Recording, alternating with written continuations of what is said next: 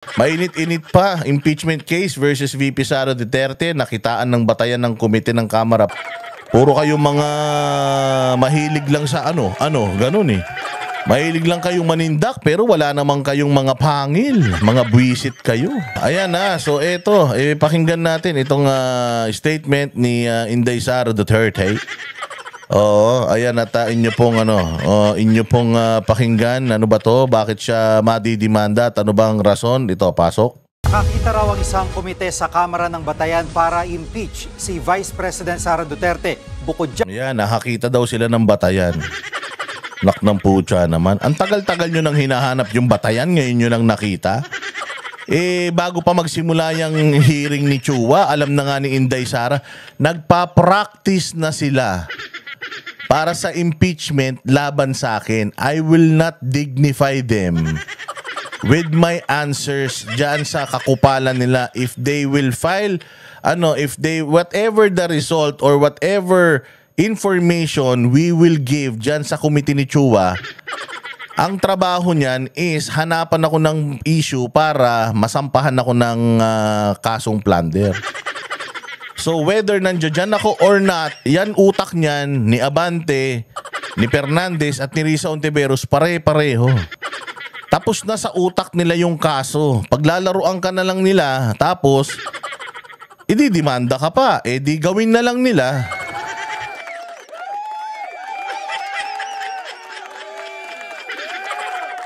So sinabi na ni VP Sara yun, di ba? Nung pinasusumpa siya, ba't ako susumpa? Resource person ako. Sabi nyo, resource person ako, ang linaw-linaw ng rules nyo. Sabi sa rules nyo, yung witness lang ang pinasusumpa.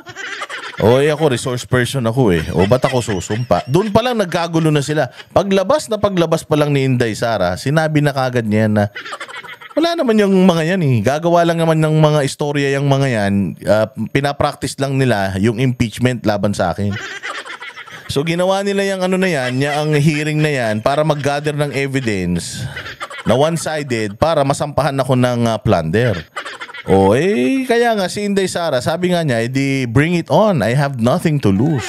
So yun, umpisa pa lang, alam na ni Inday Sara yan. Alam na ni Inday Sara na mangyayari sa kanya. And sinabi nga ni Inday Sara, mga bossing, sa kanyang, yung nakaraang press con, na ang problema nyo kasi is wala akong pangarap. I have nothing to lose. So wala akong pake whatever it is that you will think of me. Ang importante, ako bilang Vice President, gagawin ko lahat ng gusto ko, hindi na ako mananahimik, at lahat ng kahayupan nyo ilalabas ko. Di ba? So ayun nga mga bossing, ang nangyari. Ganyan din ang kay PRRD kahapon. Sa tingin nyo ba, kung siraan nyo ng siraan si Duterte, si PRD, do you think he cares? Wala siyang pakialam whether sirain nyo siya dyan sa Senado or not. Why? I'm running as a mayor. People in Davao love me. I will win. And I will kill all the criminals in Davao City. Stop me if you can. I have nothing to lose. Wala akong pake. Naging presidente na ako. Ako'y dating piskal, naging mayor ako, naging presidente na ako, dati rin akong congressman. Lahat nakuha ko na. So wala akong pake kung hindi mo ko gusto.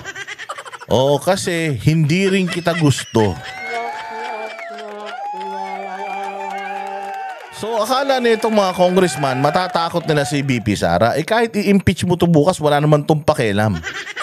Wala itong pakialam kahit mawala yan siya sa posisyon. Why? Kasi okay naman ang buhay niya. Maganda naman ang mga negosyo niyan. Mayaman naman ang asawa niyan. Buhay sila. At pagkatapos ni PRD, kung siya naman ay eligible pang tumakbo, makatakbo pa siya. Kung hindi na, okay lang din. Sold na yan for life. So sabi nga, IDGAF, I don't give a fuck. I don't give a shit. The heck I care. Kaya wala na silang pake. Kung ayaw nyo sa kanila, so be it. Basta magtatrabaho lang sila. dyan, posible rin siyang maharap sa kasong plunder dahil sa questionable paggasta sa confidential fund. Nasa frontline balitang yan si Marian Enriquez. Ulit-ulit nating pinaiintindi sa inyo na yung notice of disallowance, it doesn't mean kinurakot mo yung pera. Dahil yung Cebu, si Governor Gwen Garcia, yung notice of disallowance niyan, daan-daang milyon ang halaga. Daan-daang milyon yung notice of disallowance niya. Pero wala naman siya dito para i-hearing. Pero si Inday Sara, yung notice of disallowance niya, ang questionable lang, halagang 15 million o halagang 25 million or kung magkano man yun. Puta, sa tingin mo hindi kayang i-liquidate ni Inday Sara yan? Kanina, kausap natin kanina, panoorin nyo yung di pa nakakapanood. Guest natin kanina, si Amado Bagatsing, ang dating congressman ng 5th District ng Manila, isa sa mga pinakamaunlad na distrito ng Maynila. Nandiyan siya kanina at sinabi nga niya yun na notice of disallowance, hindi naman ibig sabihin yun, is answerable ka pa dun eh. You have at si Inday Sara, meron pa siya hanggang February para sagutin yun. And sabi nga ni Amado Bagatsing besides, from the root word confidential, yung confidential fund, self-explanatory yun eh. Self-explanatory, it's confidential. It's not supposed to being talked about in public. Dapat yan, kung i-scrutinize mo yung confidential funds na ginamit ng opisina bilang confidential fund, maganda yan, pinag-uusapan in an executive session. Ibig sabihin yung kayo-kayo lang. Kasi halimbawa, pinambili ko yan ng armas para mamatay yung ganitong terorista. Pinang-surveillance namin yan, ganun. Di parang kumbaga jeopardize mo yung national security and yung confidential functions ng opisina na yun.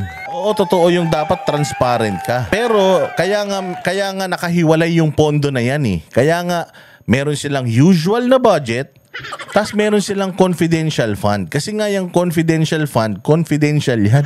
Hindi yan dapat nalalaman ng maraming tao. So yun ang sabi ni Bagatsing. At saka sabi nga ni Bagatsing, mas malaki pa yung mga notice of disallowances ko nung congressman ako.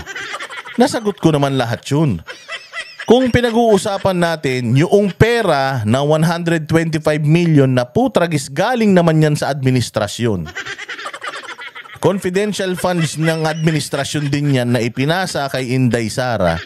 Bakit hindi natin imbestigahan lahat ng may mga confidential funds at lahat ng may mga notice of disallowances?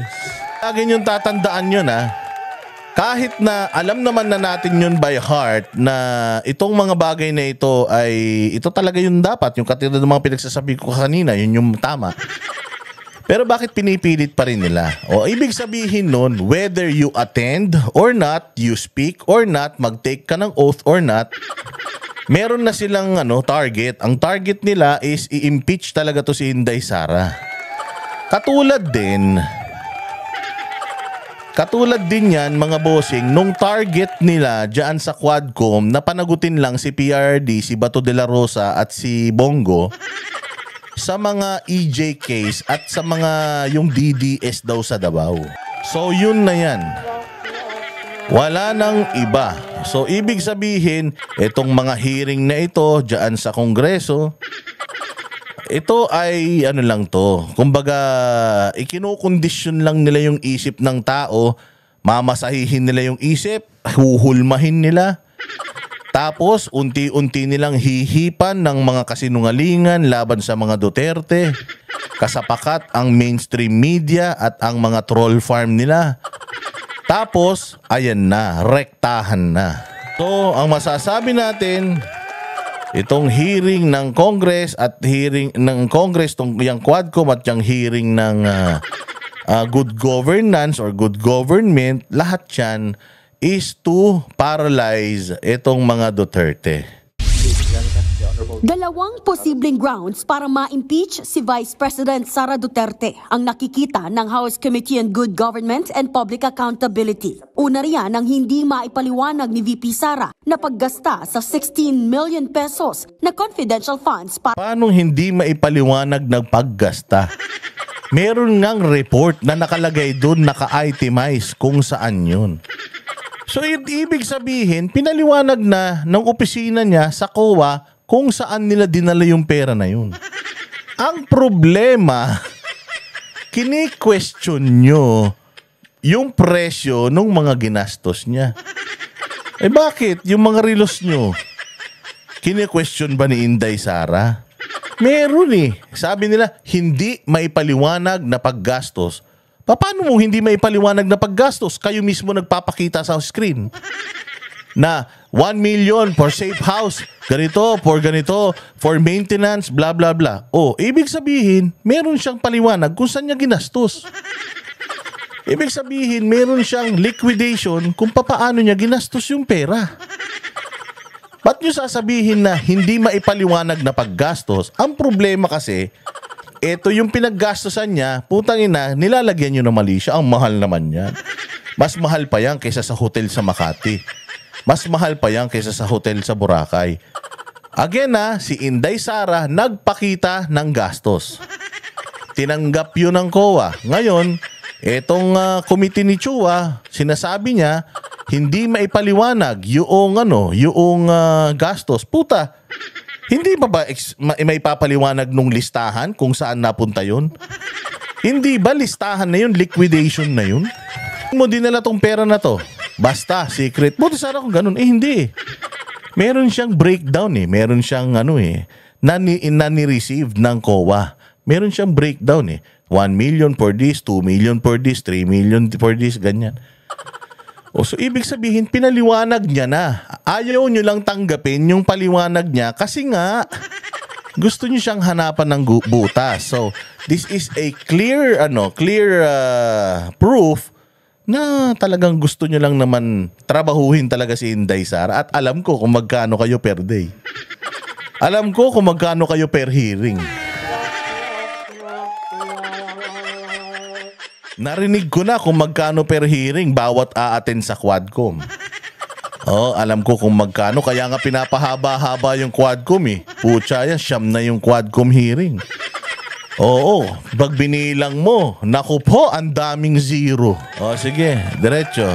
Para sa nirentahang safe houses noong 2022. Ang Hindi, isa pa ay hindi daw niya maipaliwanag yung paggasto sa nirentahang safe houses. Kaya nyo nga nalaman na pinangrenta niya ng safe house kasi nga doon niya ginastos. Buti sana hindi namin alam kung saan ginastos itong ganitong pera. As in, wala siyang explanasyon, wala siyang pinakitang listahan, wala. Hindi, may listahan siya. Meron siya. Kaya nga nalaman nyo na sa safe house niya nilagay yung pera. Kaya niya nilagay yung pera, inallocate niya yung sa safe house kasi nga dun sa listahan na pinrovide niya, nandun yun eh. So, ibig sabihin, niliquidate niya ng maayos yun. Ayaw nyo lang. dokumentong kinuha mula sa Armed Forces of the Philippines para i-justify ang 15 million pesos na pinaglaanan umano ng confidential funds ng DepEd noong 2023 para ito sa Youth Leadership Summits ng AFP. Ayun, katulad yun, meron pang pera nilagay sa Youth Summit ng AFP. Naipaliwanag o hindi? Tanungin ko kayo, naipaliwanag o hindi? Naipaliwanag, alam nyong napunta doon sa youth something eh. Yung perang iba, napaliwanag, hindi. Napaliwanag, alam nyo nga na dinala niya sa safe house eh. So ibig sabihin, naipaliwanag niya. Ang tanong, tinanggap nyo, hindi? Ayaw nyong tanggapin eh. Kahit piso lang yung renta doon, hindi nyo tatanggapin. Bakit? Kasi nga, gusto nyo lang i-impeach talaga si Inday. Nasa bayad ka pa lang kada attendance. Oo, naku po, matindi. Kaya pala ang dami-daming umattend sa Quadcom na alam nyo kung magkano per ulo. Diyan sa Quadcom, pag umattend ka at nakapag-ambag ka ng kahayupan sa bayan. Secret. Wala namang ginastos ang DepEd dito. Obviously, there was a betrayal of public trust at saka yung anti-graft. Bukod sa impeachment, posible ring maharap si VP Sara sa reklamong plunder kung hindi raw maipaliliwanag ang higit 112 million pesos na ginamit para sa confidential funds ng DepEd noong 2023. Ayon kay House Senior Deputy Speaker Aurelio Donggo. Ito talaga ang kukupad talaga. Nakikita nyo kung sino-sino lang. Yung mga muka na paulit-ulit lang na nakikita mo. Dong Gonzales, Suarez, Yang Guns. Si Zaldi ko nga, hindi mo masyadong makikita eh. Si Romualdez, hindi mo makikita, di ba? Kasi yan dalawa nga yan yung big boss. O sino pa ang mga nakikita mo? Dan Fernandez, si Benny Abante, yung mga wala namang ambag sa mundo. Yung mga kahit mamatay mamaya, walang maghahanap sa kanila. Yung mga putok sa buho. O yun lang yung mga yun lang yung mga talagang pumapalag at nagpupumilit at mukha nila lagi mo nakikita diyan sa TV. Alam mo na kung bakit. Di ba paulit-ulit lang yung mukha nila, paulit-ulit lang yung report nila, pinapahaba lang nila, pinapahaba. Meeting lang sila, hearing lang sila ng hearing, pero putya. Sa totoo lang, mga hearing nyo, inaabala nyo lang yung mga trabahante ng gobyerno. Wala na nga kayong ginagawa eh. Papatawag nyo pa dyan, maghapon yung taga-COA, wala na rin magawa yun.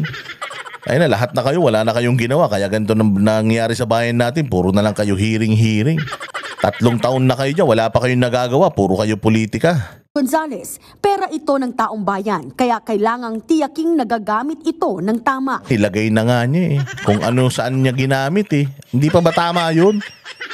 Ang masama kung hindi niya nilagay kung saan ginamit. Nakalagay, naka-itemize per item may magkano. Kini-question nyo lang kasi sobrang mahal. Mahal nga ng mga relos nyo. 200,000 lang yung sweldo nyo eh. Di ba? Pero sabi naman ni House Committee Chairman Joel Chua, pag-aaralan pa raw nila ito. After siguro ng impeachment, Sus, putang ina. Pag-aaralan pa, wala naman kayong mga utak. O, diretsuin nyo na. Ang dami nyong interview. once napatunayan or na-impeach po siya, that's the time for cases to be filed against the Vice President. Nauna nang sinabi ni VP Sara Duterte na pinopolitika lang siya ng Kamara at nagfi-fishing ang mga kongresista para maghanap ng kaso at ipa-impeach siya. Pero nanindigan ang liderato ng House Committee on Good Government na ginagawa lang nila ang kanilang trabaho sa pagbusisi sa pondo ng taong bayan. Ipagpapatuloy naman ng komite sa Kamara ang kanilang pagdinig, pero mas mabuti raw kung dadalo si VP Sara para magpaliwanag tungkol sa questionableng paggastos sa confidential funds. Wala pang pahayag ang bise kaugnay dito. Nagbabalita mula sa Frontline, Maria. Yan, wala nang pahayag yan. Antayin nyo na lang yung pahayag niya sa susunod na press conference niya.